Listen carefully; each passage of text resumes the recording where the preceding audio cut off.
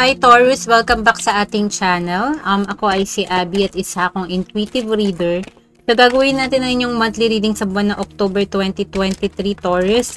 And titingnan natin ang inyong general life snapshot sa larangan ng career, job, finances, and alam nyo, home situation.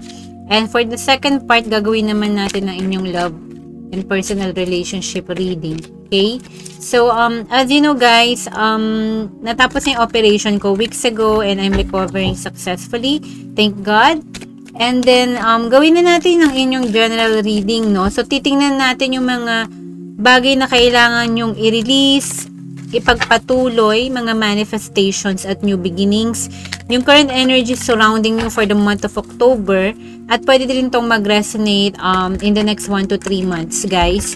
And titingnan natin kung meron din kayong mga bagay na kailangan nyo ibigay sa sarili nyo, sa ibang tao, sa community, at mga lessons na dapat yung matutunan or maaaring natutunan or na-realize nyo na. Alright, so i-shuffle lang muna natin uli ang mga baraha in front of the camera. See you later, Taurus.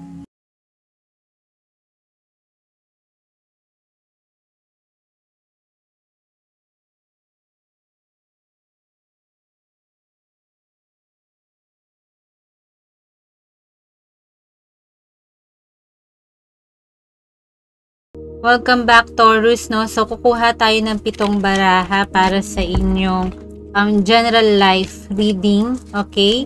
And ika-clarify natin kung kinakailangan ng inyong mga baraha. Alright? Okay. Position number 1. Your second position card. Yung third, kung di masyadong visible, ipapakita natin later sa camera. Okay.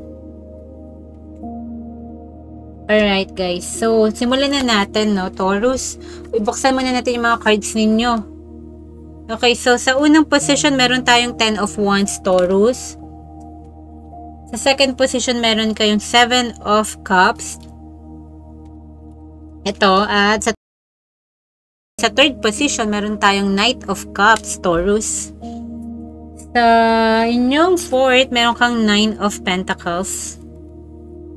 Okay. Meron tayong 6 of Swords.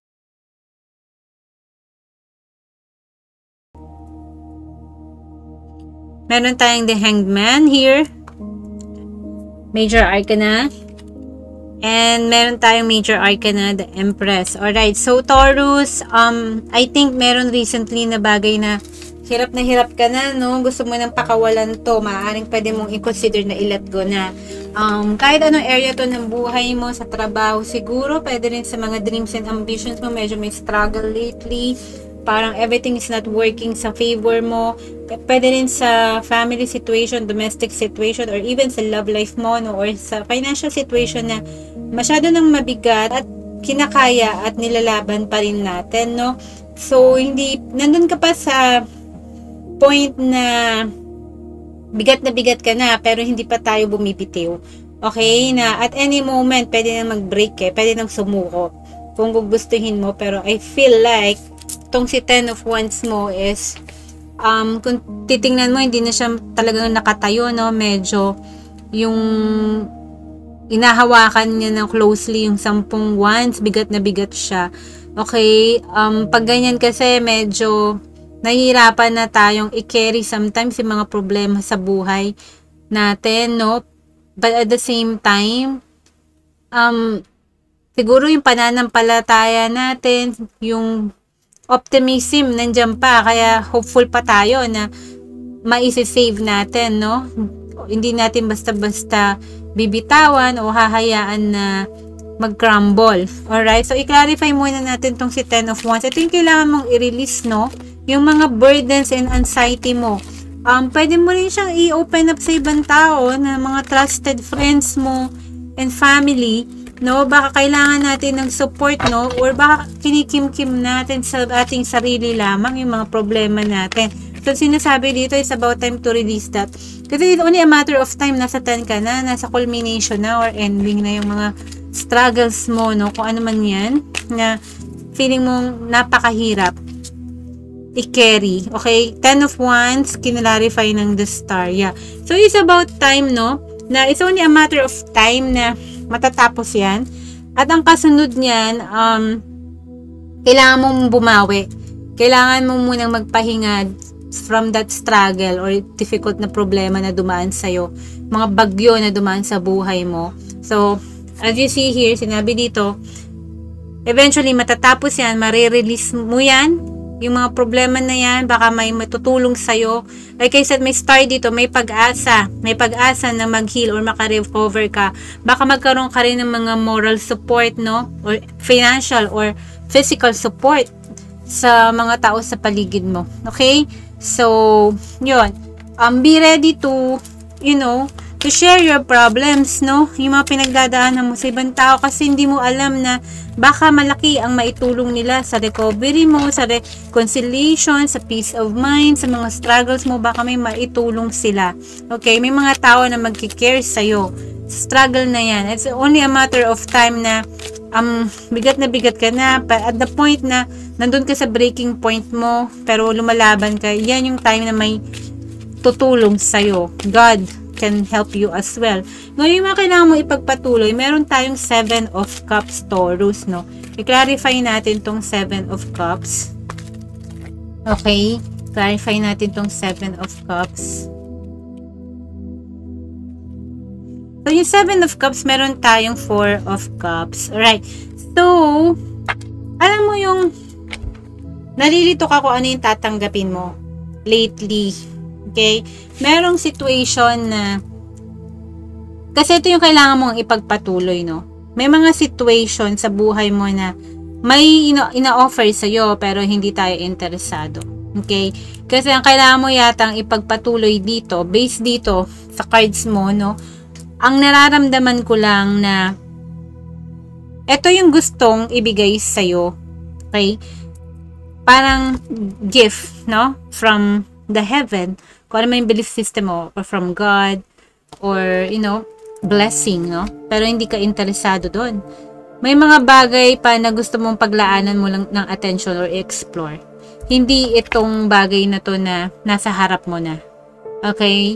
Or it could also be the other way around. Masyado ang dami mong focus right now, pero ni isa doon, wala yung proper attention mo. So, sinasabi yung focus ang kailangan mo ipagpatuloy dito or mag-explore tayo ng mga opportunities aside doon sa kung ano yung nasa harapan natin. Okay? I-switch nyo yung energy kung saan kayo nag-resonate na sides. Okay? So, yun yung kailangan mo ipagpatuloy. Either mag-explore ka pa ng ibang opportunities, wag tayo nandun lang sa comfort zone natin na hindi naman tayo masaya or nag-grow. Okay? Or, may bagay na ang dami-dami mong ginagawa, hindi mo alam kung saan ka talaga mas dapat mag-focus or i-priority mo, okay? So, parang nandiyan na sa harap mo, hindi mo pala nakikita na yung pala yung all along, okay? So, pamili ka sa dalawang yon, Taurus. Ngayon, sa manifestation mo, meron kang Knight of Cups. Message, something na magpapasaya sa'yo sa puso mo, emotionally. Pwedeng love interest, pwede rin an offer of peace, reconciliation, or a news na talagang gustong-gusto mo, yung dinidesire ng puso mo, finally nandyan na. Yun yung gusto mong i-manifest. Okay? Paki-clarify po tong Knight of Cups para sa Taurus. Yeah, Page of Pentacles. So, minamanifest mo tong love na to, or reconciliation, or a new beginning, bagong simula, no, na hindi pa talaga siya masasabing nagsisimula. Kumbaga, nandyan yung curiosity mo sa isang bagay or sa isang tao. Okay? And, at ramdam mo na pag ito binigay sa'yo, commitment, opportunities, new beginnings sa career mo man, yung financial stability or chances to, I think, pag na-offer yan, yung dun papasok yung pagiging Ace of Pentacles, itong ni Page of Pentacles, no? Or is something that's parang a situation related sa career mo, sa trabaho mo. It could be also like an interest, hobby na gustong-gusto mong gawin. Okay? At pag it's something na gusto mong i-manifest, okay? Kasi yun yung nagbibigay sa'yo ng kasiyahan, ng fulfillment. Let's say yung hobby mo, naging naging professional, ka na ron sa hobby na yun. Let's say gamer ka, tapos naging professional streamer ka. It's something na gusto mong gawin, Kasi masaya ka na ginagawa.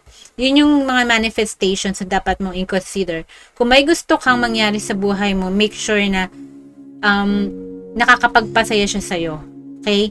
Yung mga bagay yun na hindi ka dapat pilitin na gawin ng isang bagay just because, alam mo yun, makakapag-bring sa'yo na opportunity. Importante, masaya ka ba? Okay? Yun ang lagi mong alalahanin sa mga manifestations mo, Taurus. Now, meron kang Nine of Pentacles sa position number 4. Okay? Okay, i-clarify natin to, no? Kasi ito yung current energies, no?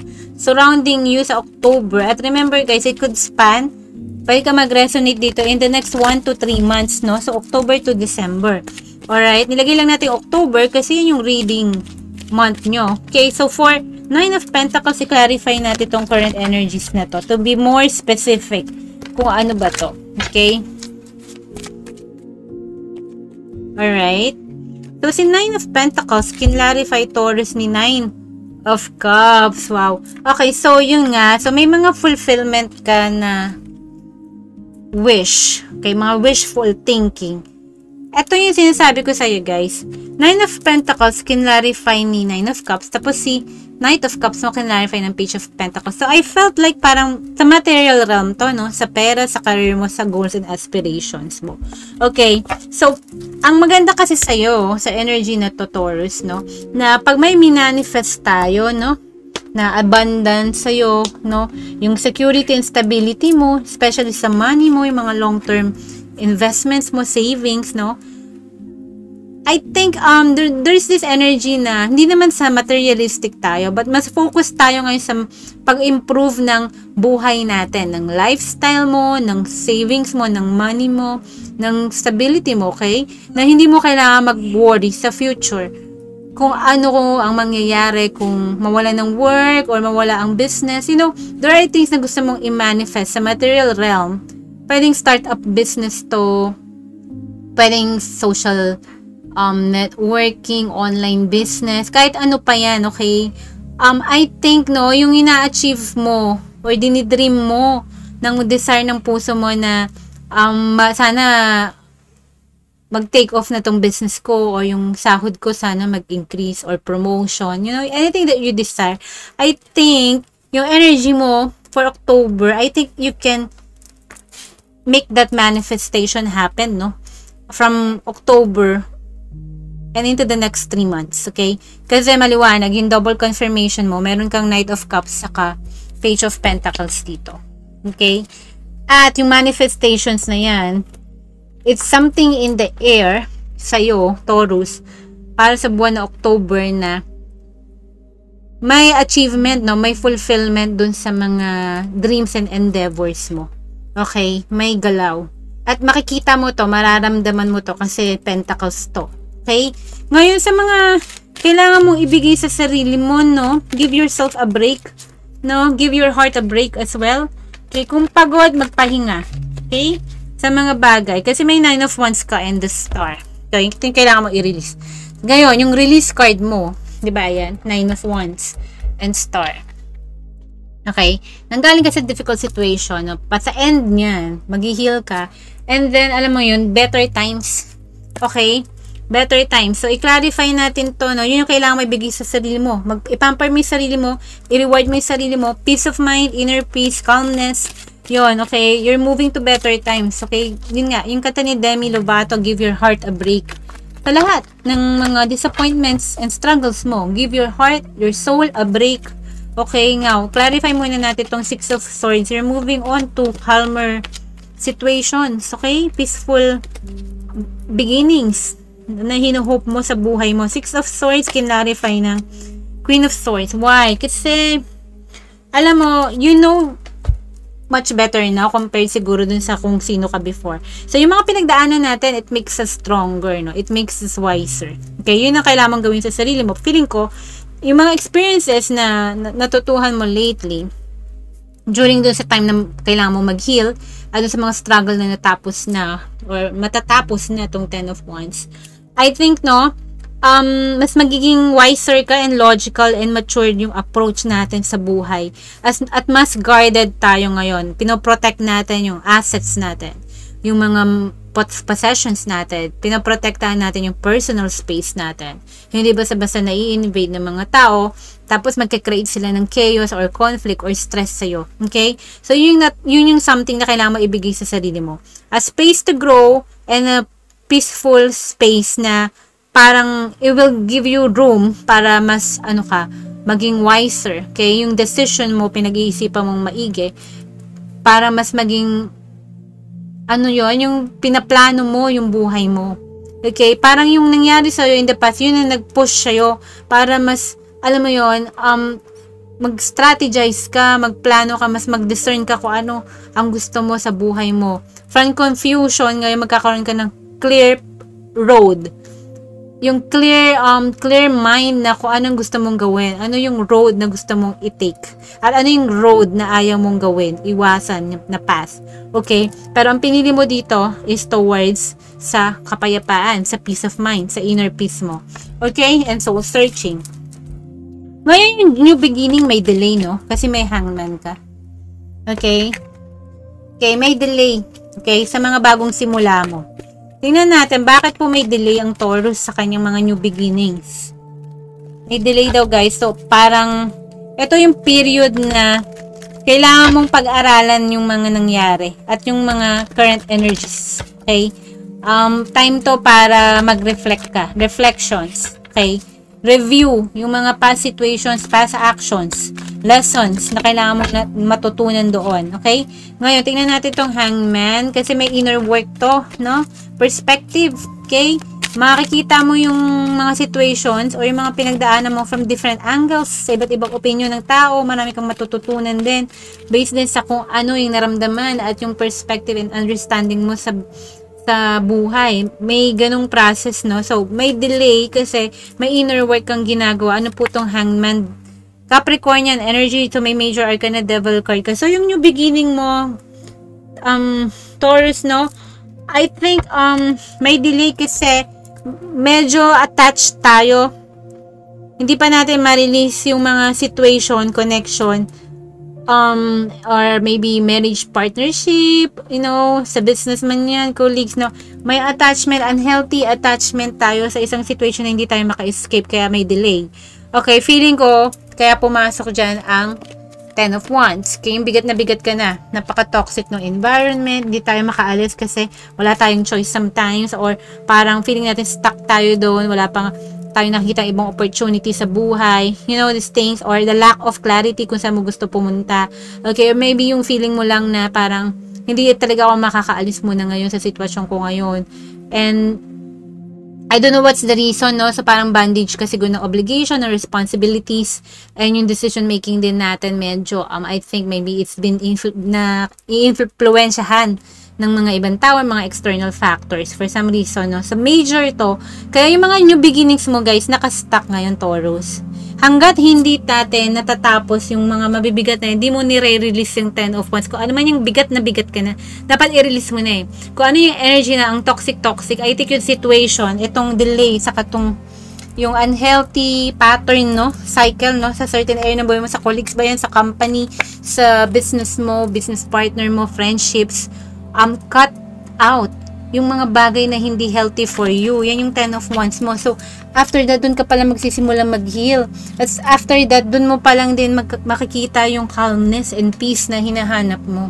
Okay? Nasa kamay mo ang panahon. Nasa kamay mo ang nasa kamay mo nakasalalay. Yun ang gusto kong sabihin.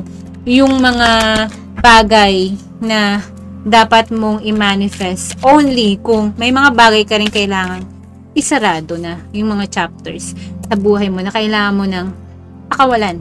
Okay?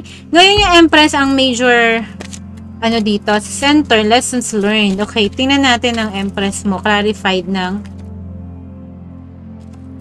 3 of Swords. So, disappointment, losses, heartbreak sa buhay in general, no?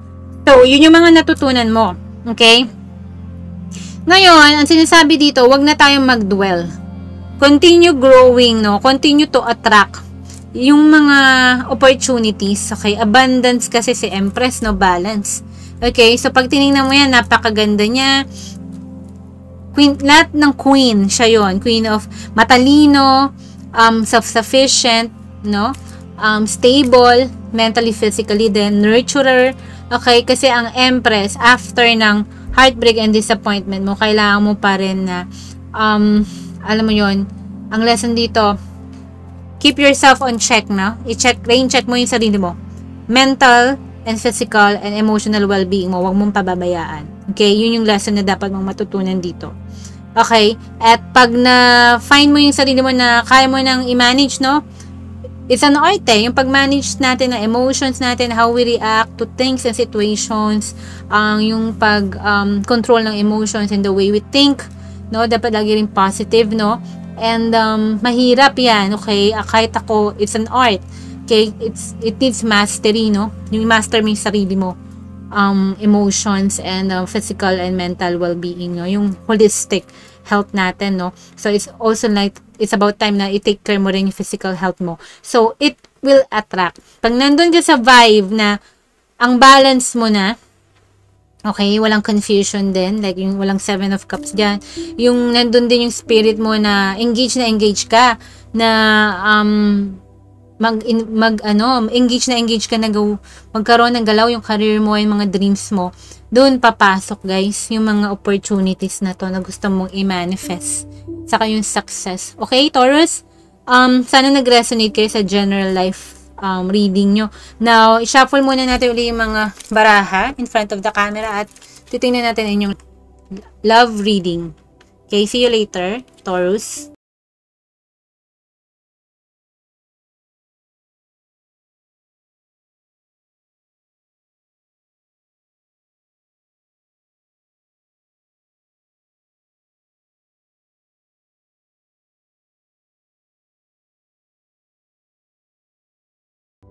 Hi Taurus, so welcome back. Gagawin natin ang inyong love spread reading, no, sa buwan ng October 2023 at pwede itong mag-resonate in the next 1 to 3 months, okay? So kukuha muna tayo ng 5 baraha para sa inyo Taurus, no, tapos i-clarify natin para makuha natin ang buong narrative ng inyong love spread reading para sa mga tao na gustong maka-resonate dito, okay? First card, meron tayo Taurus, 4 of Swords. Okay? And then, meron kang Ace of Wands. Tapos, meron tayong 2 of Wands.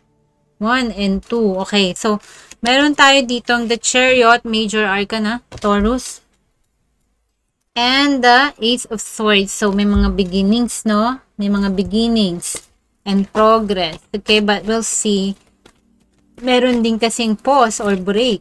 Interesting. So, i-clarify natin itong mga 5 baraha na to para makuha natin yung exact na narrative. Okay? Clarify natin ang mga baraha. Isa-isa. Alright. So, ang 4 of Swords clarified by the Magician. Okay? Interesting to kakaibang manifestation. Ace of Wands clarify ng 6 of Pentacles. 2 of Wands clarified ni 5 of Cups. Okay, so ang Chariot mo, Major Arcana, clarify ng 5 of Wands. Ang Ace of Swords clarify ng The Hangman, may delay. Okay, so after a delay, finally, no, I think yung delay mo, pwede rin dito sa love situation mo. So yung, alam mo yun, after ng delay na sinasabi ko kanina, kasi attached ka sa isang connection or unhealthy pattern, kahit sa anong situation ng buhay mo. But since love reading, ito, I felt like connected to kanina dun sa Hangman mo na may devil energy, okay? So, it could be a connection, home situation, partnership, live-in, boyfriend, girlfriend, marriage, okay? Whatever it is, it's been parang unhealthy, hindi na nakakatulong sa well-being mo, at sa well-being ng partner mo. It could be isa sa inyo, hindi ni-drain yung energy ng isa. Pero somehow, parang feeling mo, hindi ka maka-escape dun sa tao or dun sa connection, okay? Or it could be, no, hindi madaling alam mo yon, sumuko sa isang partnership. Okay? So, may delay dito, no? Para may nagre-review, may nagdinilay-nilay. But, etong time na may no contact or time ng space sa isa't isa, no? Or heartbreak or breakup man yan. Okay, nararamdaman ko yung separation na may isa dyan mag-initiate ng contact. Or news or information, may clarity. May kaliwanagan ka after a period of parang non-action. Pagkatapos ng non-action, no contact, wala tayong naririnig sa isa't isa, may news na mag-shatter ng silence. Okay, radio silence and then suddenly nagkahanap ng signal. So may ang radyo mo, may signal, biglang nagkaroon ng AM/FM, di ba? AM/FM. So parang gano'n, no? Biglang umingay after ng period ng katahimikan. Alright, tapos magkakaroon ng progress after siguro yung difficulty na mag-connect. Okay? Or to make it work, no? Parang at one point parang naging mahirap, no? Yung connection kasi 5 of Wands. Tapos may Chariot, Major Arcana. Finally, may progress. At yung progress na yun, let's say yung lack of commitment, lack of parang cooperation, yung coordination nyo, yung parang rhythm nyo, yung dynamic, no? Kung once naging magulo, or hindi kayo nagkakasundo kung papaano nyo ma-work out yung connection, either parang make or break. Minsan pa nagtatry coordinate or work together, either baka nagba-backfire pa, no? Yung mga plano, let's say dates yan, napag-usapan tapos hindi natutuloy. Let's say yun nga, yung mga dreams and plans siguro na dapat nag-take off pero hindi natutuloy Parang puro pangako. Let's say yung words lang, no, are not enough as proof. Parang ganun. Okay? Yung energy, no. Kumbaga lahat napapako. Walang natutuloy. Wala pang nagmamaterialize. Walang solid na nangyayari. Walang foundation, no. Finally, magkakaroon doon ng progress. Okay? So, may regret and disappointment tayo, no, sa connection na to, no? Okay? So, ramdam ko it's an old connection kasi 5 of Cups to. And may Hangman, okay? And then, you know, guys, I felt like, ngayon iniisip mo whether anong direction ka pupunta after nung heartbreak dito sa person na to. Or for some reason, dinisappoint ka nila kasi 3 of Cups yung tinitingnan mo dito, mas lamang yung disappointment mo than yung hope mo na magiging mas okay kayo. So, I think yun yung iniisip mo dito. Kung anong path yung dapat may take. Should you walk away sa tao na yun or dapat magstay ka pa? But magugulat ka kasi may dalawa kang iisip sa new beginning to. Could be a restart also. Pag nagkaroon ng restart or reconnection tong taong to, magbibigay to ng news, information sa'yo. It's like, parang they will try. Itatry mo or itatry niya. Kung sino sa inyo, Taurus, na maging fair. Okay, itatry nila itong restart na to. Or make sure na fair na ang treatment this time. Okay? So, right now, you know, may mga manifestation ka sa connection na to or expectations na hindi naging reality. Yun ang gusto kong sabihin. Magician to Tapos binaka pa ng 4 of Swords. So, ang nangyari dito, yung mga manifestations mo ngayon na put on hold. Okay, na put on hold. Siguro ngayon to. Okay, connection to na feeling ko may something, may connection, but at the same time, hindi enough para mag-commit. Okay? Or parang may unequal treatment, no? So, biglang, instead na nag-take off yan, no? Nag-4 of Wands or may something na commitment, biglang wala, biglang tumahimik, radio silence, or ceasefire. Yun nangyari. So, it could also be na ang gusto mo lang ngayon, yung mga manifestations, so gusto mo lang din na muna na mapag-isa, mag-withdraw tayo sa kanya, mag-take a rest, or white flag muna, yung kanta ni Dido, no? Peace muna, ceasefire muna, ayoko muna makipag-usap sa'yo. So, yun na nangyari dito. So, I felt like talaga magkakaroon ng interaction again, kayo ng person mo, Taurus, no? Para sa mga nag-resonate dun sa narrative, okay? So, sana nag-resonate kayo sa love reading nyo rin, Taurus. I see you guys on the next month reading. Take care. God bless. Mahal ko kayo, Taurus. Bye, guys!